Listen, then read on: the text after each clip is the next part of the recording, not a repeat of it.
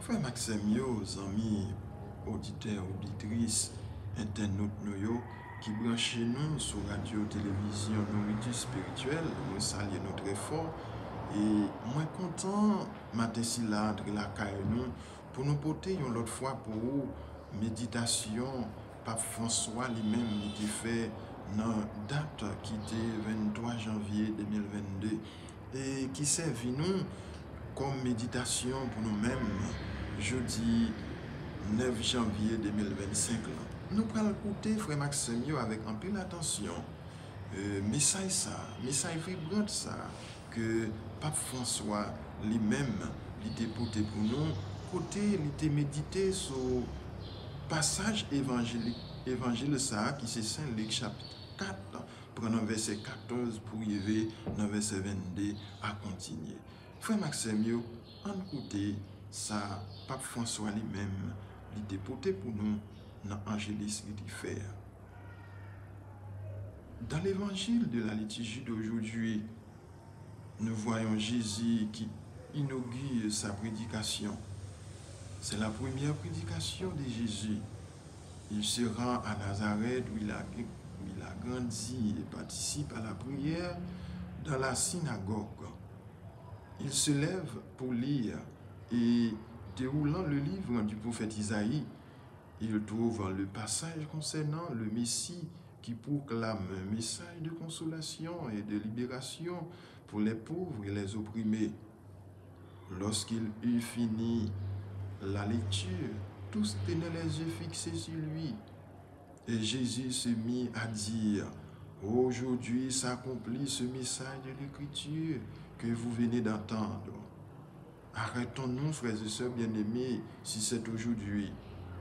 C'est la première parole de la prédication de Jésus rapportée par l'évangile de Luc. Prononcée par le Seigneur, cette parole indique un aujourd'hui qui traverse toute époque et demeure toujours valable. La parole de Dieu est toujours un aujourd'hui.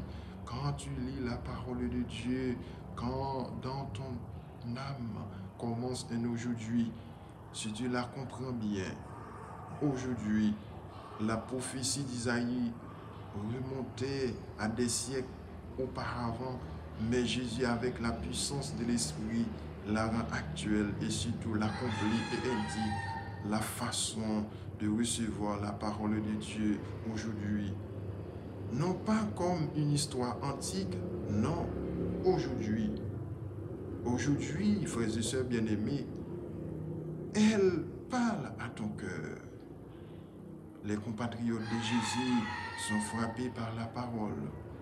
Même si aveuglés par les préjugés, ils ne le croient pas. Ils s'aperçoivent que son enseignement est différent de celui des autres maîtres. Ils devinent qu'en Jésus il y a plus.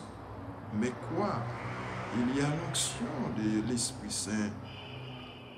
Il arrive parfois que nos prédications et nos enseignements demeurent génériques, abstraits.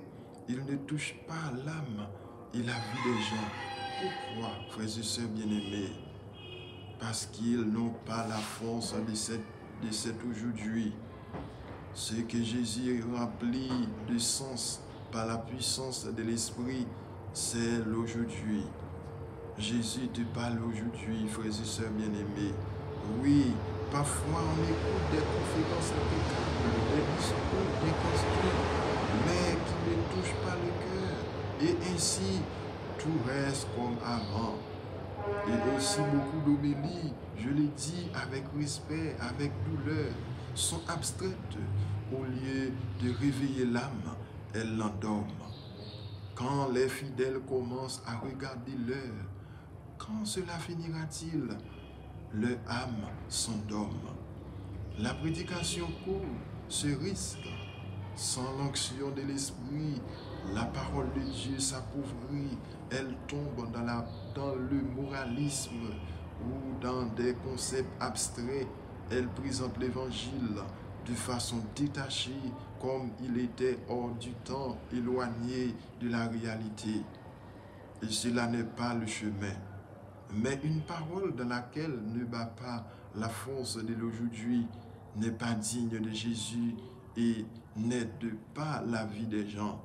C'est pourquoi celui qui prêche, s'il vous plaît, est le premier à devoir faire l'expérience de l'aujourd'hui de Jésus, de façon de pouvoir le communiquer dans l'aujourd'hui des autres. Frères et sœurs bien-aimés, je voudrais remercier les prédicateurs et les annonciateurs de l'Évangile qui restent fidèles à la parole, qui secouent le cœur, qui restent fidèles à l'aujourd'hui. Prions pour eux afin qu'ils vivent l'aujourd'hui de Jésus, la douce force de l'Esprit qui rend l'Écriture vivante. En effet, la parole de Dieu est vivante et efficace. Elle nous change, entre dans nos vies, illumine notre quotidien, nous console et remet de l'ordre. Rappelons-nous, la parole de Dieu transforme une journée quelconque dans l'aujourd'hui où Dieu nous parle. Alors, prenons en main l'Évangile. Chaque jour, frères et sœurs bien-aimés, un petit passage à lire et à relire. Emportez l'Évangile dans la poche ou dans votre sac pour le lire en voyage à tout moment et le lire dans le calme. Avec le temps, vous découvrirez que ces paroles sont faites exprès pour nous, pour notre vie. Elles nous aideront à accueillir chaque journée et chaque jour avec un regard meilleur, plus serein, parce que quand l'Évangile entre dans l'aujourd'hui, il le remplit de Dieu. Frères et sœurs bien-aimés, que la Vierge Marie nous obtienne la constante de nous nourrir chaque jour de l'Évangile. Amen. Pape François.